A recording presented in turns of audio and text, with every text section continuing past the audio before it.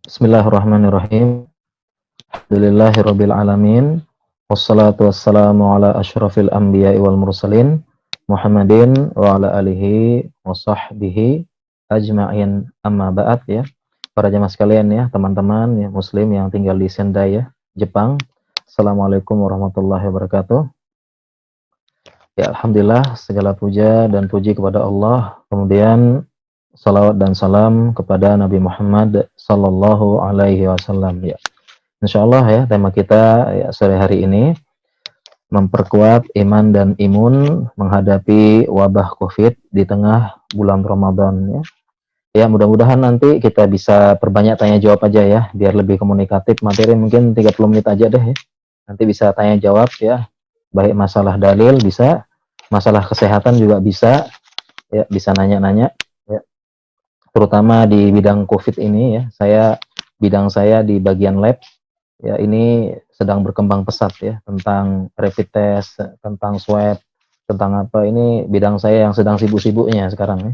Makin tambah kerjaan nih. Ya, oke.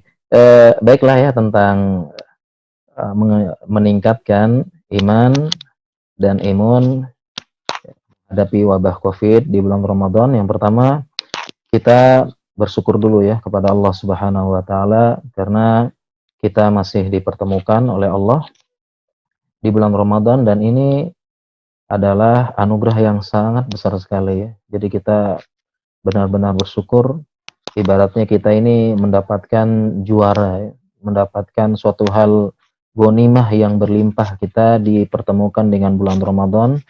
Kenapa? Karena begitu banyak ya keistimewaan bulan Ramadan ya, dilipat gandakan berkah, panen pahala ya. Bahkan ulama itu memisalkan gitu ya. Jadi bulan Ramadan ini kita mengumpulkan bekal sebanyak mungkin untuk 11 bulan perjalanan nanti.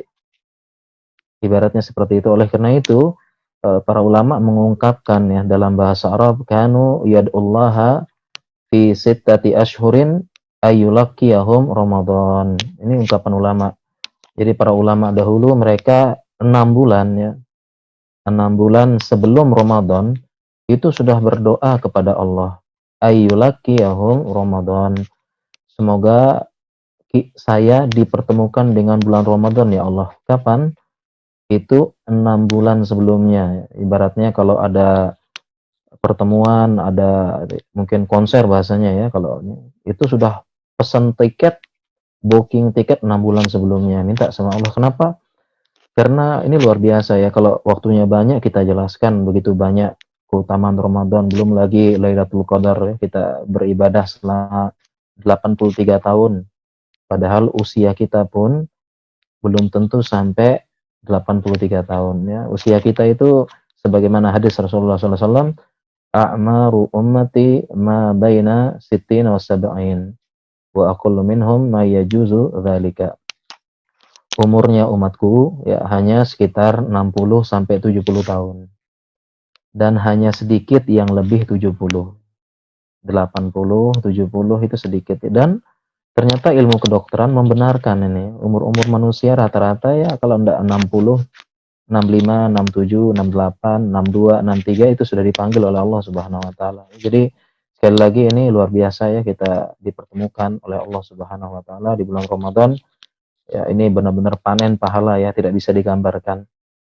Kemudian selanjutnya ya, teman-teman sekalian, ya, qadarullah ya, takdir Allah.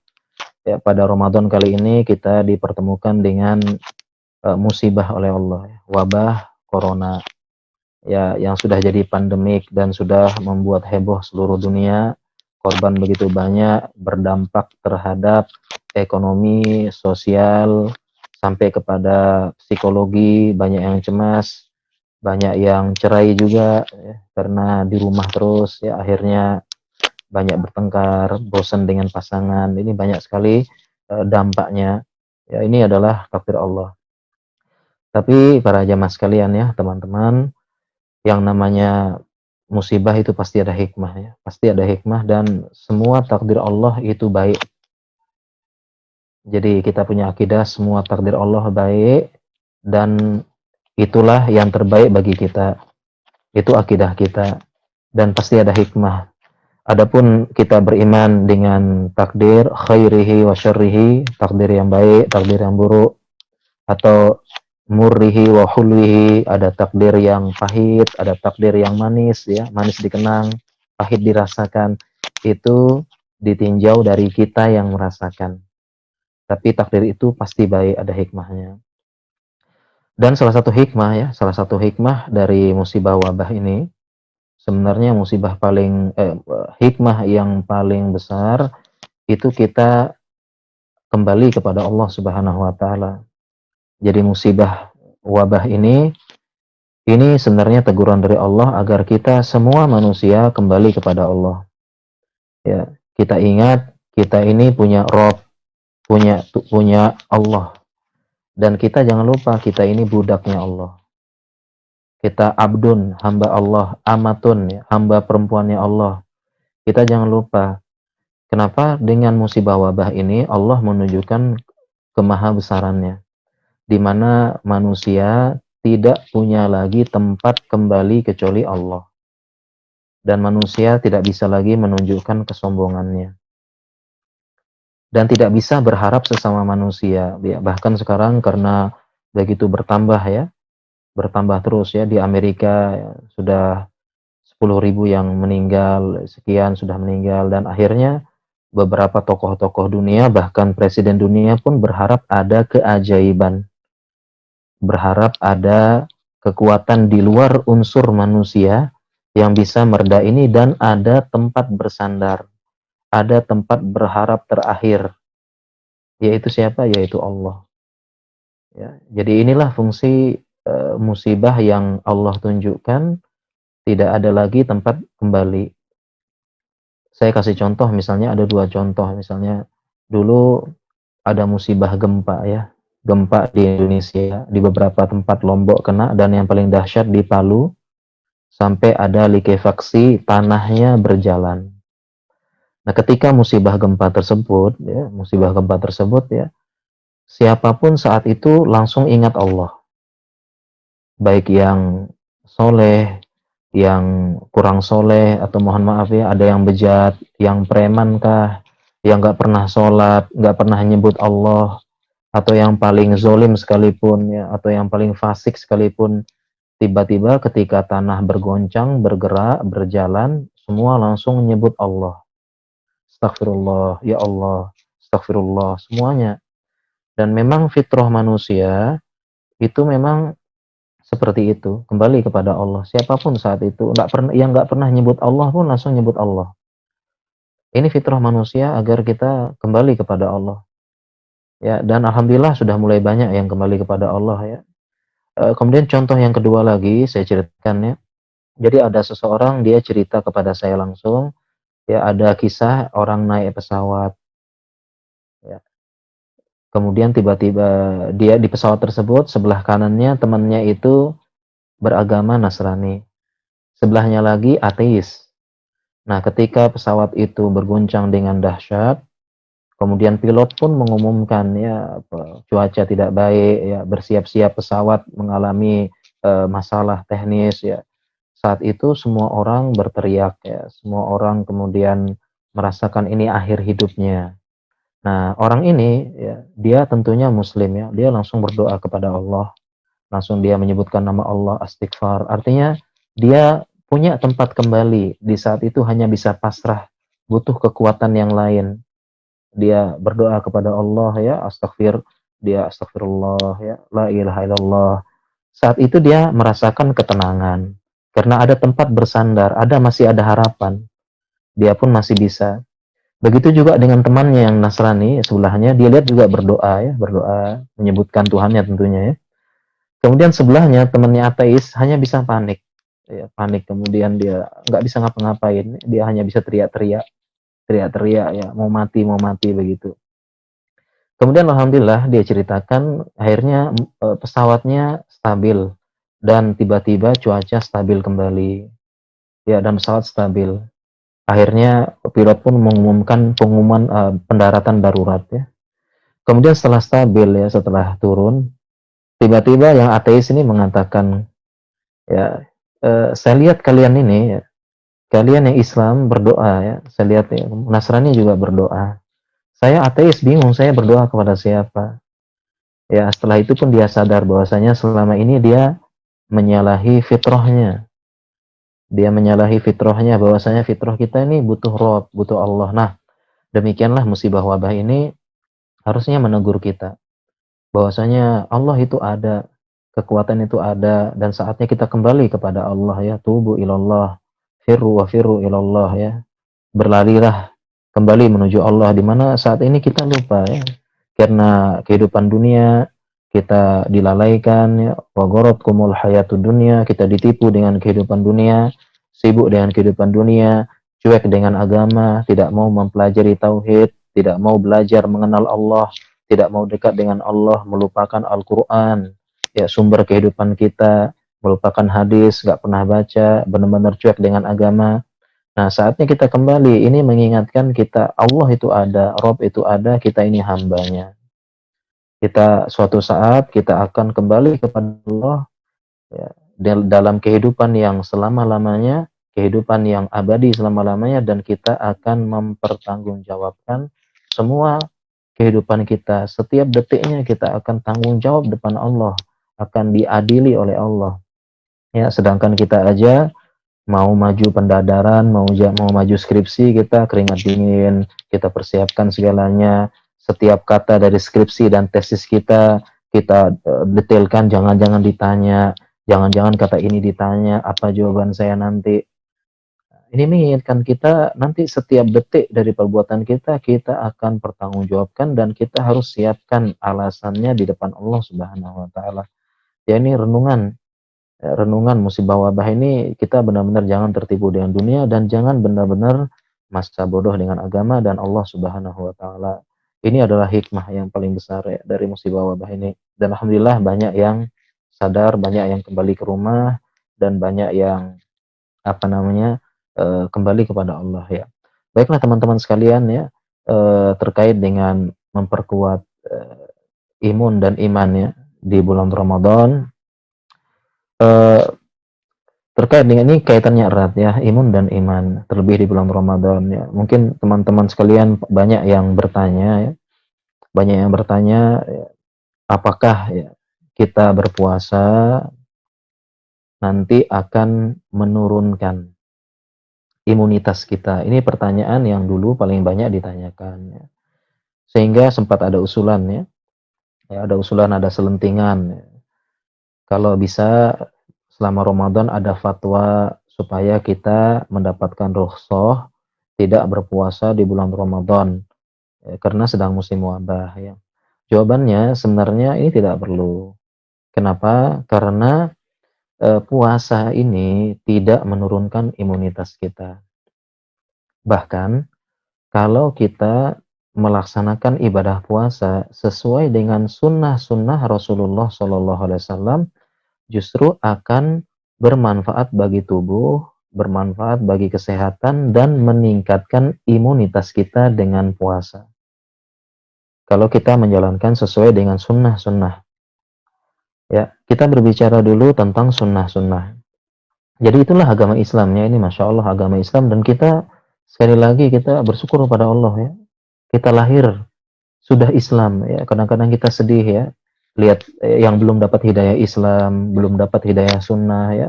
Mereka kehidupan mereka menjadi budak dunia, orientasinya dunia, capek dengan dunia. Sebagian lagi ada yang tiba-tiba mati mendadak ya, langsung habis. Tidak ada yang dia bawa kecuali kain kafan. Ya, dunia yang dikumpulkan dengan berpeluh, dengan stres, dengan capek ya, tiba-tiba tidak dia bisa bawa kehidupan akhirat ya. Kita sangat sedih ya, dan kita berdoa semoga mereka dapat hidayah Islam dan dapat hidayah sunnah ya, orang-orang yang tertipu dengan dunia. Dan alhamdulillah kita yang masih peduli ya, masih pengen ngaji ya, kita benar-benar bersyukur ya dengan nikmat iman dan nikmat Islam saat ini. Kalau Islam memang diturunkan ini memang untuk kemaslahatan kita. Jadi kita punya keyakinan dulu, selama itu ajaran Al-Quran dan sunnah yang benar sesuai dengan pemahaman sahabat, kita yakin pasti itu untuk kemaslahatan manusia. Makanya ada kaidah fikih, al-dinu mabniun 'alal masalih ala jalbiha wa daf'i dororiha. Agama Islam itu dibangun dengan maslahat, untuk mendatangkan maslahat dan menjauhkan madarat. Nah, ketika kita menerapkan sunnah-sunnah ya dalam puasa, ini semua bermanfaat bagi kesehatan. Terlebih ya secara penelitian ilmiah ya. Jadi saya rasa teman-teman di Senda ini orang-orang akademisi ya, biasa bertemu dengan jurnal ya. Ya kerjaan kita dulu ya S2 ya, sering bertemu dengan jurnal ya, kerjaannya itu terus ya, ngurus jurnal penelitian ya. Eh, Apalagi penelitiannya sangat banyak ya, penelitian tentang manfaat puasa sangat banyak. Hanya saja kalau bahasa jurnalnya intermittent fasting. Intermittent fasting sangat banyak, terlalu banyak ya, manfaat puasa secara ilmiah, secara kesehatan, intermittent fasting. Bahkan kalau kita mau lihat ya, hampir semua agama di muka bumi ini ada syariat puasanya. Ya, Nasrani ada puasanya, Yahudi ada puasa, orang Hindu juga ada puasa, Buddha ada puasanya. Jadi bermanfaat insya Allah ya secara kesehatan ya, dari jurnal-jurnal ilmiah ini bermanfaat. Apalagi kita terapkan sesuai dengan sunnah. Ya, contohnya misalnya ya sunnah. Yang pertama kalau kita mulai dari sunnah sahur ya, dari sunnah sahur. Pertama, sahur ini perlu diketahui, sahur ini hanya ada dalam ajaran Islam. Jadi sahur ini hanya dalam ajaran Islam. Adapun agama Samawi sebelum kita, Yahudi, Nasrani, nggak pakai sahur. Mereka nggak pakai sahur. Makanya ada hadisnya, Al-faslu baina siyamina wa siyami ahlil kitab aklatus sahur. Pembeda antara puasa kita dengan puasanya ahlu kitab, Yahudi dan Nasrani adalah makan sahur. Ya, bahkan saya di sini di Lombok ini banyak orang Hindu ya. Agama kedua terbesar di Lombok Hindu. Itu mereka pun nggak ada makan sahurnya. Mereka puasanya nyepi namanya. 24 jam nggak makan. Nggak boleh nyala api dan nggak boleh ngomong. Jadi sahur ini hanya dalam Islam. Bahkan menjadi sunnah ya, tasaharu fa inna fis sahuri barokah. Sahurlah kalian karena dalam sahur berkah. Bahkan saking pentingnya, tasaharu walau bijur'ati minal ma. Makan sahurlah walaupun setegak air. Seteguk air. Jadi mungkin bangunnya terlambat gitu ya. Tinggal sisa 1 menit gitu ya. Nggak sempat, ya udah minum seteguk air. Gitu ya. Jadi saking pentingnya. Dan hanya dalam Islam. Dan ternyata ini secara kesehatan ya, kalau diteliti secara kesehatan, sebenarnya fungsi sahur itu adalah sebagai mindset otak untuk mengatur. Itulah fungsi sahur dan niat. Mindset otak mengatur. Nah, ketika kita memindset ya, kita akan puasa ya, itu maka otak akan memberikan instruksi. Ya, otak akan memberikan instruksi. Pertama, instruksinya dia berikan instruksi kepada tubuh agar menurunkan metabolisme. Ya, menurunkan metabolisme untuk menghemat energi. Nah, metabolisme yang turun ini bermanfaat untuk tubuh. Ya, jadi dia akan menekan berbagai macam aktivitas yang lain sehingga yang punya gula darah tinggi itu lebih terkontrol ya. Yang punya tekanan darah tinggi itu bisa lebih terkontrol dengan menurunnya metabolisme. Dan inilah kenapa ketika puasa kita merasa lebih tenang. Kita merasa lebih tenang ketika puasa ya. Jadi puasa tuh bawaannya tenang ya. Ya nggak mau marah. Kenapa? Karena metabolisme tubuh turun ya. Jadi pengen marah males kadang-kadang. Karena itu ya, itu fungsi puasa ya. Jadi kita ya udah males ya, ngapain ya. Nggak gampang emosi jadinya. Itu karena metabolisme turun. Kenapa niat puasa? Kemudian juga ketika kita sahur itu otak melakukan niat mindset supaya lambung itu meminimalkan pengeluaran asam lambung. Jadi kita nggak lapar. Dan juga yang punya emah bisa terkontrol ya. Yang emah psikologis ya, itu lebih terkontrol. Nah, intinya ketika kita sahur itu ya, intinya otak memberikan instruksi kepada semua tubuh, mindset, agar kalian semua mempersiapkan diri. Kenapa? Kalian akan baru dapat makanan lagi, energi 14 jam lagi. Di Indonesia 14 jam. 14 jam lagi kalian baru dapat, atau 16 jam lagi di beberapa utara sana.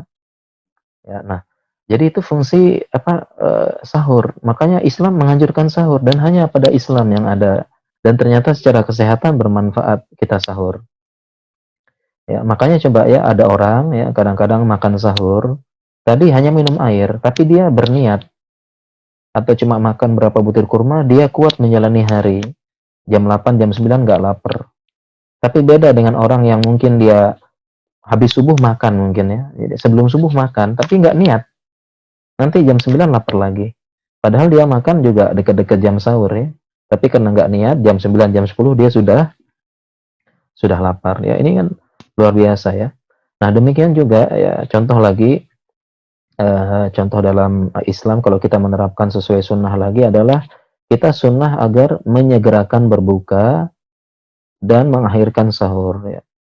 Dalam hadis disebutkan karena ashabu Muhammadin sallallahu alaihi wasallam asra'an nasi iftaran wa abta'ahum sahuran. Sahabat Rasulullah sallallahu alaihi wasallam itu dia manusia yang paling cepat kalau berbuka. Jadi ketika berbuka cepat langsung, ketika azan langsung berbuka. Jadi nggak terjerumus dalam berlebihan, atau bahasa kita gulu. Artinya, "Oh, saya masih kuat tahan 1 jam lagi kok, saya masih kuat tahan 5 jam lagi." Enggak, segera berbuka. Dan yang paling abta'ahum sahuron, dan yang paling mengakhirkan sahur. Ya, jadi ini hadis ini menunjukkan bahwasanya puasa yang bagus itu adalah mempersempit jarak lapar. Jadi sahurnya diundur dan berbuka dipercepat ya. Itu kita supaya perut nggak kelamaan. Ya, makanya salah satu sunnah kita sahur itu malah kita akhir-akhir ya, akhir-akhir ya, akhir-akhir. Ini ada penjelasannya lagi nanti. Ya. Jadi ini sesuai dengan kesehatan ya. Nah, kemudian juga contoh lagi ada yang lain, kita berbuka puasa, sahur maupun berbuka puasa dengan kurma. Ya. Kalau kita sahur dengan kurma, makanya hadisnya ya, ni'mas sahuril mu'min at-tamr. Sebaik-baik sahurnya mukmin itu makan tamar kurma. Sedangkan berbuka hadisnya kana Rasulullah sallallahu alaihi wasallam yuftiru ala rutubatin qabla ay yusalliya. Fa illam takun rutubat fa ala tamarat. Fa illam takun tamarat hasawatin minal ma'. Jadi Rasulullah sallallahu alaihi wasallam berbuka dengan rutub. Ya, dengan rutub. Rutub itu kurma basah ya. Rutub kurma basah. Kalau nggak ada rutub ya kurma kering. Mungkin kurma kering ini yang nyebar di kita ya. Kalau nggak ada, baru minum seteguk air ya. Dari hadis ini ya, kita ambil faedah, jadi beliau berbuka dengan kurma lagi. Ya, berbuka dengan kurma. Kemudian dari hadis ini kita dapati tidak ada sunnah berbuka dengan manis ya. Karena urutannya kurma, kurma, air. Gitu ya. Mungkin yang sunnah berbuka dengan manis tuh ngetrennya karena iklan sirup dulu ya. Itu ngetrennya. Jadi nggak ada ya. Justru kalau sunnahnya kurma, ya kurma memang manis. Tapi kalau nggak ada kurma, air. Air. Dan kemudian tata cara berbuka adalah sesuai dengan hadis ini ya, bahwa kita mengucapkan doa. Jadi kita kita bilang bismillah, kemudian makan kurma, baru kita baca doa berbuka puasa. Zahabadh dhama wa batallatil uruq wa thabatal ajru insyaallah. Baru kita makan gitu ya. Jadi itu cara berbuka puasa. Nah, jadi kita makan kurma, kita makan sahur ya, selain makan nasi, makan kurma juga. Kemudian berbukanya dengan kurma. Nah, ini sunnah ya, sunnah. Kemudian ternyata secara kesehatan juga bermanfaat ya. Kenapa? Karena kurma ini ya, setelah diteliti dia bentuknya monoglukosa. Ya, beberapa kandungan gulanya memang tinggi pada kurma ini, dan gulanya khusus bentuknya monoglukosa. Jadi kalau monoglukosa artinya ketika dia dimakan langsung diserap tubuh dan langsung mengganti energi yang selama ini tidak ada. Berbeda kalau misalnya nasi, roti, ya, ini bentuknya polisakarida. poli banyak ya, berarti dia butuh dicerna dulu ya, dicerna dengan berbagai macam enzim, dimulai dari enzim saliva, enzim di lambung, sampai di enzim di usus 12 jari dan selanjutnya. Itu mengalami penguraian dulu dari polisakarida, nah diurai jadi monosakarida, barulah dimanfaatkan. Makanya kalau kita makan kurma, Rasulullah SAW makan kurma langsung menggantikan energi. Nah, itulah mengapa kalau kita makan kalau kita makan nasi langsung banyak ketika buka, yang ada malah lemes. Kenapa? Karena begitu makan nasi yang banyak, nanti dia diubah jadi energinya lama, masih lama diubah jadi energi. Tapi justru dengan masuknya nasi memicu keluarnya insulin. Ya, insulin keluar dan insulin akan membawa glukosa ke sel. Ya, jadinya glukosa di darah nggak ada gulanya, lemes. Sedangkan energi dari nasi masih lama diolah dulu. Ya, ini ternyata penjelasan kesehatannya banyak ya.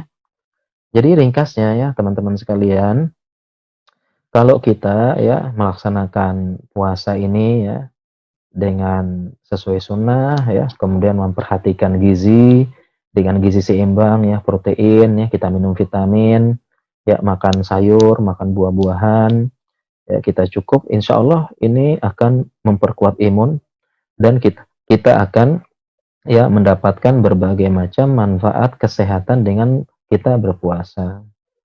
Tapi sebelumnya kita perlu ingatkan ya, tujuan utama kita puasa itu adalah melaksanakan ibadah Allah. Ya, taat pokoknya. Kenapa puasa? Karena ibadah. Ya, adapun misalnya ada manfaat-manfaat dunia itu hanya efek samping ya. Jadi ya efek samping dah. Yang kita pikirkan ibadah ya. Yang penting kita sudah yakin semua yang disyariatkan pasti ada kebaikannya dan kemaslahatannya bagi kita.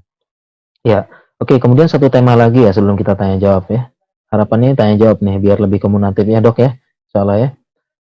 Kita untuk satu lagi ya tema mungkin yang paling bagus untuk meningkatkan imun, yaitu Ramadan ini adalah bulannya Al-Quran.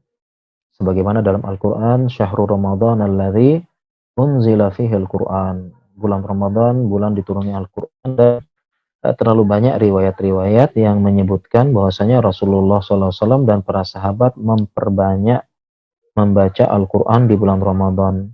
Belum lagi para ulama-ulama ya, ada yang menghatamkan 3 kali sehari, ada yang 2 kali sehari, bahkan ada yang sekali sehari bisa menghatamkan Al-Quran karena berkah waktunya.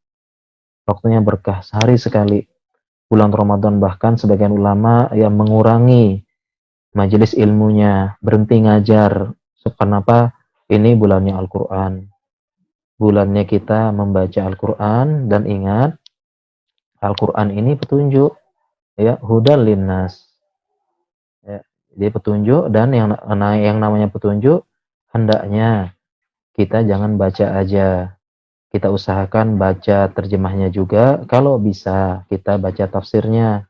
Kalau bisa lagi kita ikuti ya kajian-kajian tafsir, ya, apalagi online sangat banyak sekarang. Ya, ini hakikat, karena Al-Qur'an itu hakikatnya bukan untuk dibaca saja. Walaupun membaca sudah ibadah, tapi ini tidak cukup.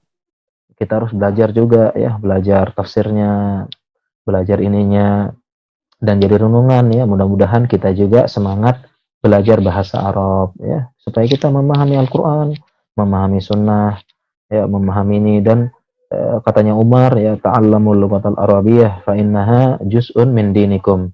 Belajarlah bahasa Arab karena bahasa Arab bagian dari agama kalian. Kalau teman-teman sekalian ya, saya rasa bahasa Inggrisnya sudah lancar ya, sudah sering buat jurnal, sudah sering publikasi, citasinya sudah banyak banget ya dalam berbahasa Inggris. Kalau teman-teman sekalian bahasa Inggrisnya lancar, bisa, kenapa bahasa Arab nggak bisa? Pasti bisa juga ya. Motivasi kita Ramadan. Kenapa? Ya, coba kita bayangkan teman-teman sekalian ya. Ya, teman-teman ini merantau ke Sendai, merantau ke Jepang. Tiba-tiba di sana dikasih peta Jepang, peta Sendai, dikasih pedoman hidup di sini bagaimana. Begitu dikasih, ternyata teman-teman nggak bisa baca, nggak bisa paham. Gimana kira-kira? Ya, padahal itu petunjuk hidup di situ. Bagaimana supaya hidupnya enak di situ, hidupnya nyaman, ya, hidupnya bisa survive di Sendai, ya, ada petunjuk, ada apa. Nah, begitu juga dengan Al-Qur'an. Jadi kita sangat sedih ya, kalau kita Al-Qur'an diturunkan hudal linnas, petunjuk bagi kita bagaimana bisa hidup, surat cinta dari Allah ya. Atau kita bayangkan ya, kita dapat surat dari istri tercinta, dapat surat dari ibu tercinta. Pas kita baca surat tersebut, kita nggak bisa baca, nggak paham, sedih nggak? Sedih banget. Begitu juga dengan Al-Qur'an ya, dari Allah, pencipta kita, Rabb semesta alam. Pas kita baca, nggak paham, nggak tahu maksudnya. Padahal ini petunjuk hidup kita. Ya, jadi ini kesempatan bulan Ramadan ya, selain kita memperbanyak baca Al-Qur'an, teman-teman sekalian, ya kita bisa belajar bahasa Arab di bulan Ramadan. Ya, kita bisa belajar tafsirnya.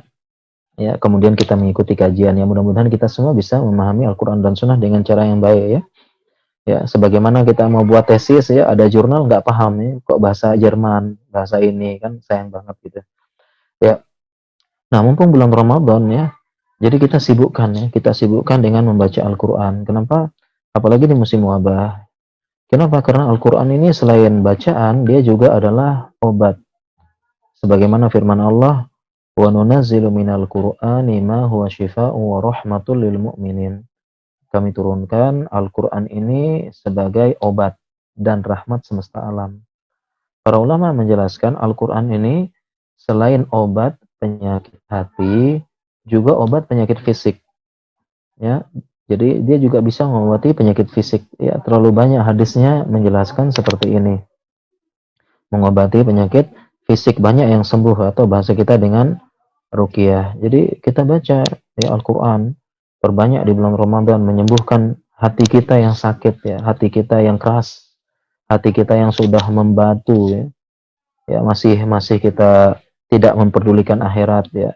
Atastabdiluna alladzi huwa adna billadzi huwa khair. Apakah kita hendak menukarkan suatu yang jauh lebih yang baik dengan suatu yang rendah dan hina? Ya, hati kita keras nih, perlu kita disembuhkan dengan Al-Qur'an.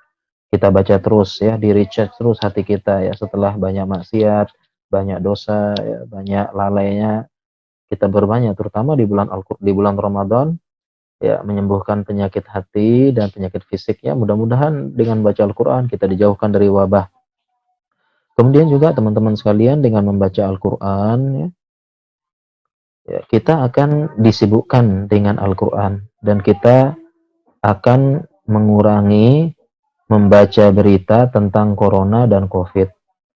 Ya, mengurangi membaca, nonton berita tentang ini, baca grup WhatsApp ya. Dan kenapa? Karena sebagian kita ya kadang-kadang terlalu banyak membaca berita, terlalu banyak mengikuti ya. Buka WhatsApp, semua grup bicarakan corona. Buka Instagram, corona lagi. YouTube, corona lagi gitu ya. Semua corona. Padahal tidak semua berita tentang corona ini benar. Ada yang hoax. Dan ini sudah jadi rahasia umum ya. Kalau beberapa portal berita, beberapa akun YouTube, konten YouTube itu yang mereka cari kan viewer ya, banyak yang ngeklik. Terkadang mereka tidak peduli dengan konten ya, mau kontennya mendidik, tidak mendidik, kontennya berbahaya atau tidak berbahaya, kontennya hoax atau tidak, sebagian mereka tidak peduli. Yang penting banyak yang nonton, banyak yang klik beritanya, banyak yang viewernya, supaya saya dapat uang ya. Jadi saya ya sebagai praktisi kesehatan itu banyak sekali menemukan berita-berita yang tidak benar di sosial media ya. Dan terlebih saya pribadi orang yang terjun langsung di lapangan. Jadi saya spesialis patologi klinik ya, saya bekerja di lab. Jadi lab saya sekarang ini saya di lab saya sekarang kita memeriksa sampel COVID. Ya, jadi kita terjun langsung ke lapangan, kita tahu berapa orang yang kena, ya, pasiennya ini siapa aja, dari mana aja, pasiennya, ya, riwayatnya bagaimana, tertular dengan siapa, kita tahu itu. Karena datanya di lab ada, kemudian kita periksa. Ya, jadi kita terjun langsung, saya pakai APD, merasakan pakai APD. Jadi eh, kita yang sudah tahu ini melihat berita di luar, begitu banyak hoax-hoax ya. Hoax-hoax ya, baik hoax yang membawa-bawa nama agama maupun tidak ya. Jadi banyak ya, apalagi ada influencer ya, ada buzzer, ada apa, ini subhanallah, ini benar-benar kita tenaga kesehatan ini geleng-geleng kepala ya berita hoax ini. Apalagi sebagian orang-orang tidak bertanggung jawab. Yang lebih saya sedihkan lagi, hoax membawa-bawa nama agama gitu ya. Ini konspirasi Dajjal, konspirasi ini, subhanallah. Ini bikin apa ya, bikin miris gitu. Ya, padahal kita ya ilmu kita sudah sampai ekstraksi RNA. Jadi muslim sudah ekstraksi kita sudah ngomong RNA nih. Jadi tugas kita di lab tuh ekstraksi RNA, kemudian nanti diperiksa melalui RT-PCR ya, real time polychain reaction gitu. Ya, tapi di luar sana mengaku-ngaku muslim masih ngomong dajjal, ini dibawa jin, dibawa apa ini kan ya Allah. Dan sebagian kaum muslimin tertib apa ya istilahnya ikut-ikutan gitu ya karena bawa-bawa agama gitu kan. Artinya kita muslim, kita harus ya ini teknologi sudah berkembang, harusnya kita yang berhak menguasai teknologi karena ikro bacalah gitu kan. Muslim yang bersemangat membaca ilmiah gitu, tapi kok muslim kembali ke zaman dahulu lagi ya, percaya takhayul, khurafat dan sebagainya. Kita risih. Nah, kemudian teman-teman sekalian, dengan kita juga ya, dengan kita menghindari ya, kita menghindari terlalu banyak berita. Jadi saran kita baca berita dikurangi, baca berita dari sumber resmi ya. Sumber resmi misalnya COVID, sumber resmi pemerintah ya, akun-akun dari ahli ya atau dari rumah sakit, akun dari IDI Ikatan Dokter Indonesia, itu kita baca. Jangan dari orang-orang nggak jelas gitu ya, dari akun-akun nggak jelas. Itu menambah panik, menambah khawatir, menambah kecemasan. Sehingga ada dalam istilah dalam ilmu kedokteran itu ada istilahnya namanya penyakit psikosomatik. Penyakit psikosomatik.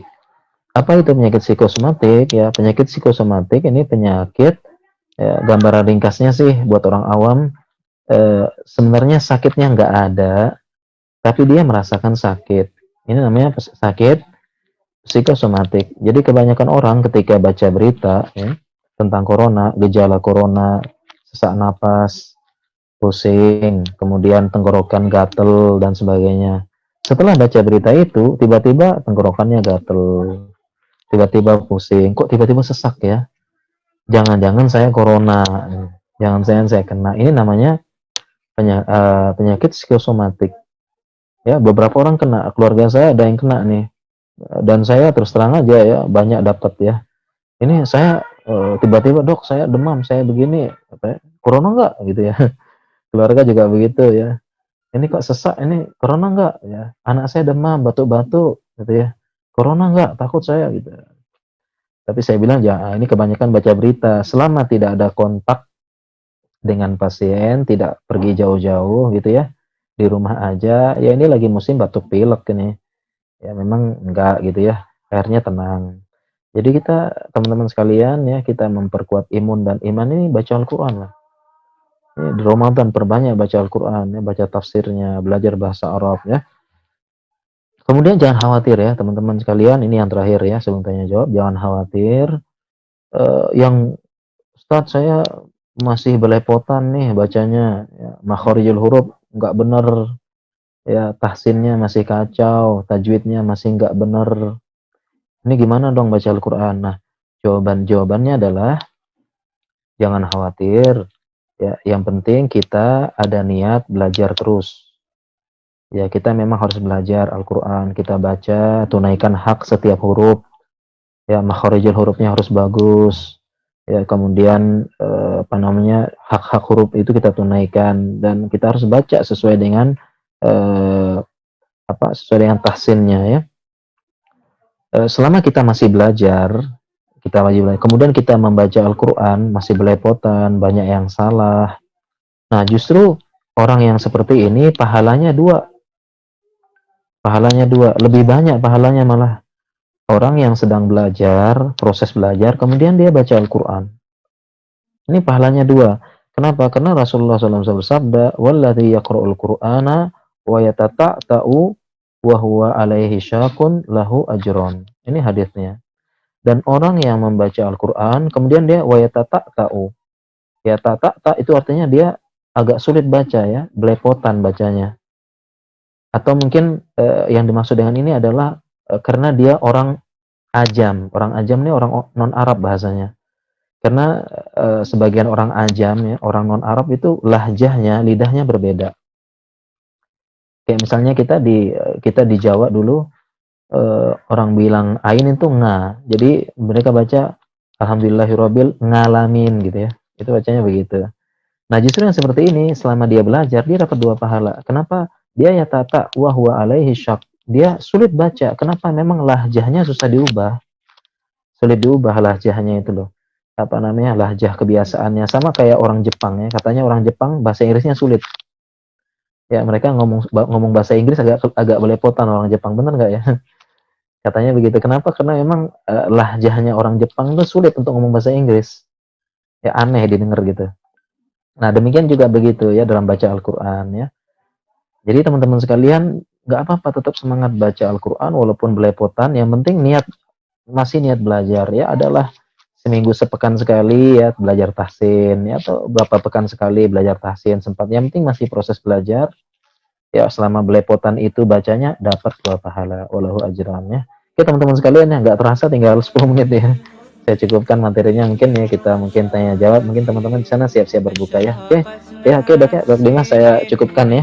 Silahkan mungkin ada pertanyaan saya kembalikan pada pada hostnya, moderatornya. Ya, Dok. رددت يا رب العباد وانتشت روحي وصار الدمع يجري